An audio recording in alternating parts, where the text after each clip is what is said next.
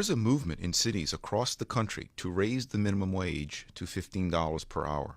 One of the most prominent advocates is former Labor Secretary Robert Reich, who thinks that $15 per hour should be the minimum wage for the entire country. This is a bad idea. Here are 3 reasons why. First of all, it would kill jobs. One of the basic lessons of economics is that when the price of something goes up, people buy less of it. So, if the price of pumpkin lattes rises, you can expect consumers to buy fewer of them. This law of demand also affects the market for low-skilled workers. Raising the minimum wage means a higher cost of employing each worker, which makes workers less affordable than before. Our coffee shop won't keep a worker at the mandated $15 per hour if that worker's efforts only result in $7.25 per hour in added revenue. Over the course of a year, a shop that keeps such a worker full-time would lose $15,500.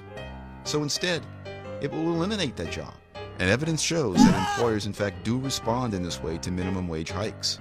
Recent research by economists Jeffrey Clemens and Michael Wither finds that 1.4 million jobs were destroyed in the late 2000s when the minimum wage rose across all 50 states by an average of nearly 30%. And worse, those job losses were probably suffered by the people who need jobs the most. This fact brings us to reason number 2. The minimum wage actually hurts the people we most want to help. When the minimum wage rises, the workers fired first and the ones hired last are those who employers judge to be the least productive. The inner-city teen from the lousy school district or the immigrant with poor English will be fired before the suburban American teen from the excellent school district. So those who are most disadvantaged tend to suffer the most job losses. This reality is compounded by the fact that raising the minimum wage causes more competition for jobs.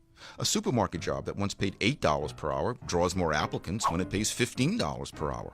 Applicants who include retirees and people with higher education who re-enter the workforce only because of the higher wage.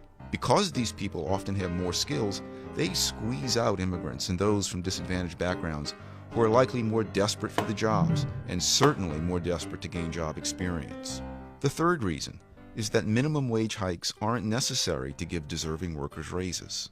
96% of American workers today earn wages higher than the current minimum wage, which proves that employers don't just pay the minimum that they're obliged to pay by law. Employers respond to the value that each employee adds so they can retain the best talent. It's expensive to train new employees, and businesses don't want to lose good workers to their competitors.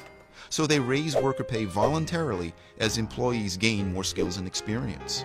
But when government imposes such raises by hiking the minimum wage, some of the least experienced workers will not only lose their current jobs, they'll find it incredibly hard to find other jobs. In essence, the minimum wage cuts off the first rung on the employment ladder, and it's that first, lowest paying rung that provides the skills and experience workers need to reach the next rung and to continue climbing their way to a better life.